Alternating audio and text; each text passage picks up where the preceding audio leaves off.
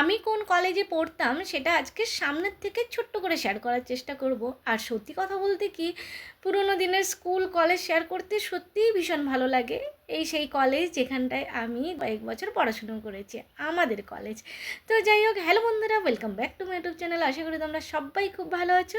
আমার নতুন আরেকটি ব্লগে তোমাদের সবাইকে স্বাগত জানাই। এই ব্রিজটা কোন ব্রিজ তোমরা কি কেউ চেনো? আমি বলে দিচ্ছি, এটা হচ্ছে দুর্গাপুরের ব্রিজ।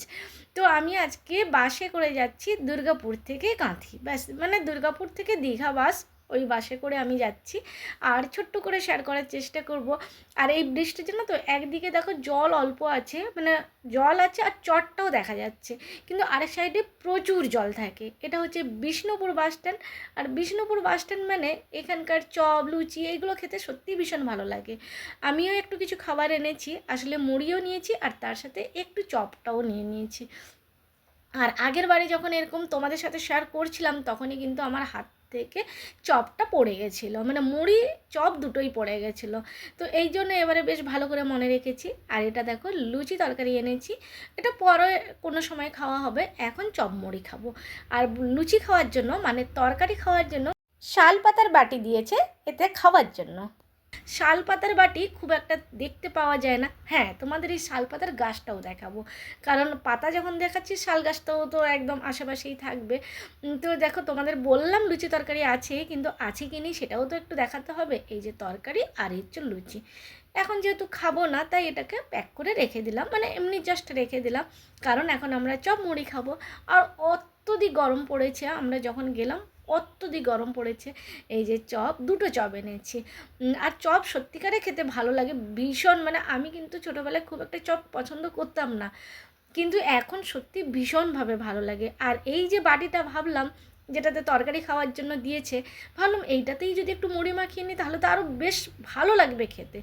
বেশ সুন্দরভাবে মুড়িটা মাখানো হবে, চপটা মাখানো হবে। বেশি মুড়ি নিলে আবার পড়ে যাবে।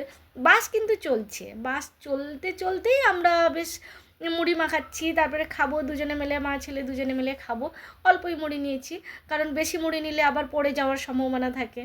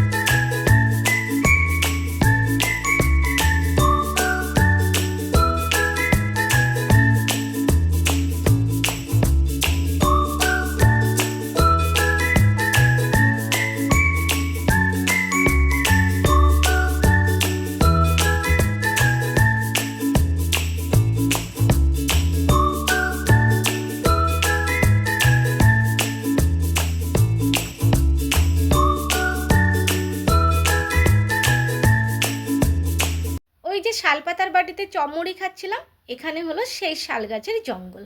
তো এবারে তোমাদের সাথে শেয়ার করব আমার একটা ছোট্ট খুশির জিনিস, সেটা হচ্ছে এই প্রথমবার বাসে আমার টিকিট লাগেনি। অনেকেই তোমরা জানো কেন টিকিট লাগেনি, তাও একবার বলে দিই। কিন্তু আমি তো ভীষণ খুশি হচ্ছি যে আমার টিকিট লাগেনি। দুর্গাপুর থেকে এত দূর রাস্তা আমি গেছি, আমার একটা টাকাও লাগেনি। সেটা হচ্ছে আমি স্টেট বাসে যাচ্ছি, আর স্টেট বাসে গেলে পয়সা লাগে না। আর আমরা তো যেহেতু ওখানটায় থাকি না, তো আমার কাছে এই একটা বার যে আমি সুবিধে পেয়েছি এটাতেই আমি ভীষণ খুশি হয়েছি যে আমার এই প্রথমবার এত দূর রাস্তায় একটাও পয়সা লাগলো না, আমি এমনিতেই পৌঁছে গেলাম।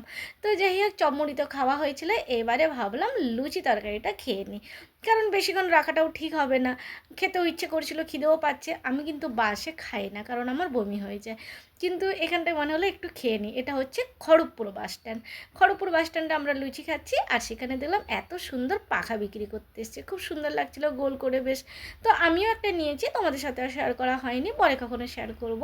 তো যাই হোক, খড়গপুর বাস স্ট্যান্ডে লুচি তরকারি খাওয়ার পরে এই যখন বাসটা ছাড়লো, তখন দেখি আমাদের কলেজের সামনে দিয়ে যাচ্ছে, সেই আমাদের পুরনো কলেজ যেখানটা আমরা বেশ কয়েক বছর পড়াশোনা করেছি, সময় কাটিয়েছি।